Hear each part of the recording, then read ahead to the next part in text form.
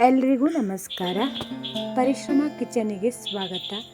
ಈ ದಿನ ಸಿಂಪಲ್ ಅಂದರೆ ತುಂಬಾ ಸಿಂಪಲ್ ಆಗಿರುವಂಥ ಒಂದು ರೆಸಿಪಿಯೊಟ್ಟಿಗೆ ಬಂದಿದ್ದೇನೆ.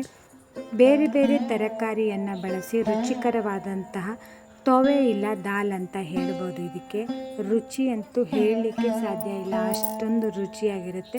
ಆದರೆ ಸಿಂಪಲ್ ಈ ರೆಸಿಪಿ, ರುಬ್ಬೋ ಕೆಲಸ ಇಲ್ಲ. ಇದಕ್ಕೆ ನಮಗಿಷ್ಟವಾದ ತರಕಾರಿಯನ್ನು ಹಾಕಿ ಮಾಡ್ಬೋದು.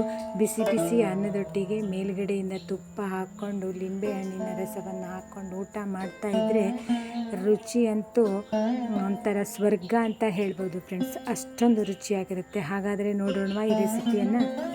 ಒಂದು ಸಣ್ಣ ಕುಕ್ಕರ್ ಪಾತ್ರೆಗೆ 1/4 ಕಪ್ ಆಗುವಷ್ಟು ತೊಳೆದಿರುವಂಥ ತೊಗರಿಬೇಳೆ, ಇನ್ನೂ ಹೆಚ್ಚು ಅರ್ಧ ಕಪ್ ಬೇಕಾದರೂ ನೀವು ಹಾಕ್ಕೊಳ್ಬೋದು ದಪ್ಪ ಬೇಕು ಅಂತಾದರೆ. 4 ಬೀನ್ಸನ್ನು ಹೆಚ್ಚಿ ಹಾಕಿದರೆ, 1 ಆಲೂಗಡ್ಡೆ,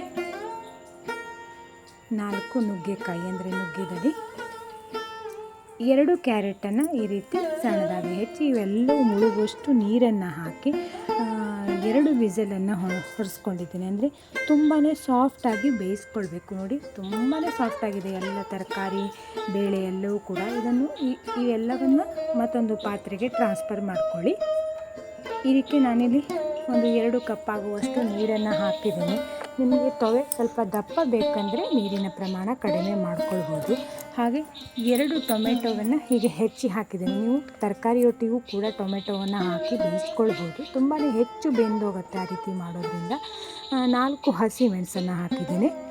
ರುಚಿಗೆ ತಕ್ಕಷ್ಟು ಉಪ್ಪು, ನಾನಿಲ್ಲಿ 1.5 ಚಮಚ ಆಗುವಷ್ಟು ಉಪ್ಪು, ಒಂದು 4 ಕಡ್ಡಿ ಆಗುವಷ್ಟು ಕರಿಬೇವನ್ನು ಹಾಕಿ ಮುಚ್ಚಿ ಒಂದು 5 ನಿಮಿಷಗಳ ಕಾಲ ಇವೆಲ್ಲವನ್ನು ಚೆನ್ನಾಗಿ ಕುದಿಸ್ಕೊಳ್ಬೇಕು. ತರಕಾರಿ, ಬೇಳೆ, ಟೊಮೆಟೊ, ಮೆಣಸು ಎಲ್ಲ ಚೆನ್ನಾಗಿ ಮತ್ತೆ ಪುನಃ ಒಂದಕ್ಕೊಂದು ಹೊಂದ್ಕೊಳ್ಬೇಕು. ಇಲ್ಲಿ ನೋಡಿ, ಚೆನ್ನಾಗಿ ಕುದಿಸಿ ಆಗಿದೆ. ಇದಕ್ಕೆ ಮೇಲ್ಗಡೆಯಿಂದ ಸಣ್ಣದಾಗಿ ಹೆಚ್ಚಿರುವಂಥ ಕೊತ್ತಂಬರಿ ಸೊಪ್ಪು, ಹಾಗೆ ಈ ತೊವೆಯ ರುಚಿಯನ್ನು ಹೆಚ್ಚಿಸಲಿಕ್ಕೆ ನಾನಿಲ್ಲಿ ತುಪ್ಪದಲ್ಲಿ ಒಗ್ಗರಣೆಯನ್ನು ಕೊಟ್ಟಿದ್ದೇನೆ. ಸಾಸಿವೆ, ಜೀರಿಗೆ, ತುಪ್ಪ, ಹಾಗೆ ಒಂದು 10 ಬೆಳ್ಳುಳ್ಳಿ ಹೆಸಳನ್ನು ಜಜ್ಜಿ ಹಾಕಿದ್ದೇನೆ. ಈ ತುಪ್ಪದಲ್ಲಿ ಮಾಡೋ ಒಗ್ಗರಣೆ ಇದೆಯಲ್ಲ, ಈ ತೊವೆಯ ರುಚಿಯನ್ನು ಇನ್ನೂ ಹೆಚ್ಚಿಸುತ್ತೆ ಸ್ನೇಹಿತರೆ. ಖಂಡಿತ ನೀವು ಟ್ರೈ ಮಾಡಿ ನೋಡಲೇಬೇಕು. ತುಂಬಾ ಸಿಂಪಲ್ ಅಂದರೆ ಸಿಂಪಲ್ಲು. ಮಕ್ಕಳಿಗೆ, ಮನೆ ಮಂದಿಗೆಲ್ಲ ಇಷ್ಟ ಆಗುತ್ತೆ. ಬಿಸಿ ಬಿಸಿ ಅನ್ನ, ಹಾಗೆ ಮೇಲುಗಡೆಯಿಂದ 1-2 ಚಮಚ ತುಪ್ಪ, ಲಿಂಬೆಹಣ್ಣಿನ ರಸವನ್ನು ಹಾಕ್ಕೊಂಡು ಊಟ ಮಾಡ್ತಾಯಿದ್ರೆ ಆ ರುಚಿಯ ಗಮ್ಮತ್ತೇ ಬೇರೆ, ಹೇಳಲಿಕ್ಕೆ ಸಾಧ್ಯ ಇಲ್ಲ. ಅಷ್ಟೊಂದು ರುಚಿಯಾಗಿರುತ್ತೆ ಈ ತೊವೆ. ಖಂಡಿತ ಈ ಸಿಂಪಲ್ ಆದ ರೆಸಿಪಿಯನ್ನು ಟ್ರೈ ಮಾಡಿ ನೋಡಿ. ಇಲ್ಲಿ ಹೇರಳವಾದ ತರಕಾರಿಯನ್ನು ಹಾಕಿರೋದ್ರಿಂದ ಆರೋಗ್ಯಕ್ಕೂ ಕೂಡ ಅಷ್ಟೇ ಒಳ್ಳೆಯದು.